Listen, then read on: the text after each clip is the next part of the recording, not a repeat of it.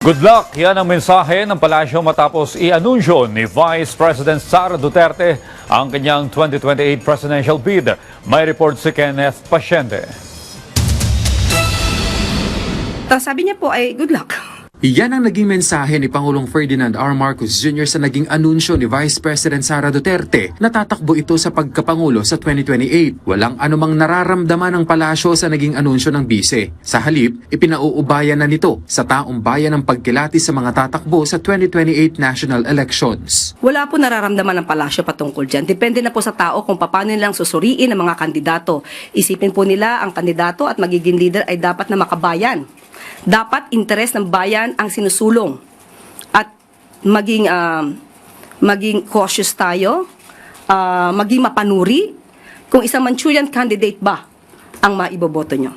Kasunod nito, sinalag ng Malacanang ang naging mga pahayag ni VP Sara na humingi ng tawad dahil tinulungan umano niya si Pangulong Marcos Jr. na maluklok sa pwesto. Giit ng Malacanang, taong bayan ang bumoto sa Pangulo. At sa paghingi ng tawad ng bise dahil lubog umano sa baha ang bansa, giit ng palasyo, tila nakalimutan nito na ihingi ng tawad ang mga nangyaring malawakang pagbaha sa panahon ng panunungkulan ng kanyang ama na si dating Pangulong Rodrigo Duterte. Tandaan po natin, ilan po bang flood control projects merong itinatag? Di umano ang kanyang ama. 13,917 na flood control projects na mukhang hindi naramdaman.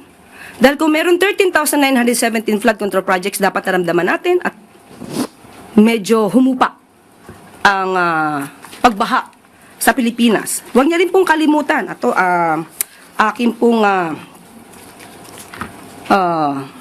kinuha ng mga report. 2016, meron pong local lane na bagyo na Nina na nagdulot din ng pagbaha. 2017, Orduha. 2018, Ompong. Nagkaroon ng massive landslide sa Benguet. 2019, Tisoy. 2020, Ambo. Lahat po ito ay may pagbaha. Taong 2020, Rolly. Ito po ang strongest landfalling typhoon ng 2020. Nandyan din po ang Ulysses, Odette, at Agaton. So, hindi po pwedeng magmalinis na wala nangyaring pagbabaha sa panahon ng kanyang ama. Hindi rin anya dapat makalimutan ng bise ang paghingi ng tawad sa iba pang issue.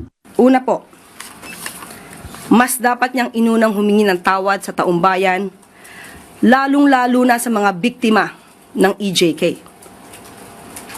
Dapat niya rin pong ihingi ng tawad at nakalimutan niya nang siya ay magsabing mayroon siyang kilalang assassin at handa siya magpapatay. At ang assassin na to ay nag-agree or sumang-ayon sa kanyang plano. Dapat ihingi niya rin ng tawad ang mga fake news na ibinandera niya sa taong bayan. Ipaghingi rin niya po ng tawad ang mga pagbabakasyon, personal trip. At itong taon na 2025 ay gumastos ng 7 million, if I'm not mistaken, 2025, gumastos ng 7 million for the staff and the security for her personal trips.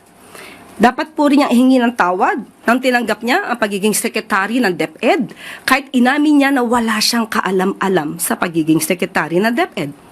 At pati ang matatag curriculum ay hindi niya na-review dahil inamin niyang wala siyang alam.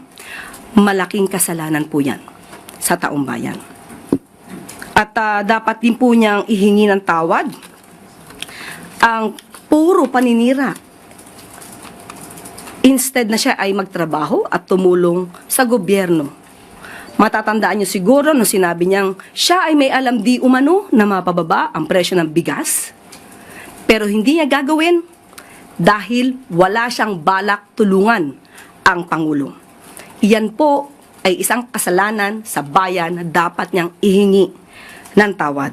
Samantala, hindi pa iniisip sa ngayon ng administrasyon ang patungkol sa 2028 elections kahit pa nag-anunsyo na ang bise ng kanyang pagtakbo. Sa halip, tutok ang Pangulo sa pagtatrabaho. Hindi po napag-uusapan.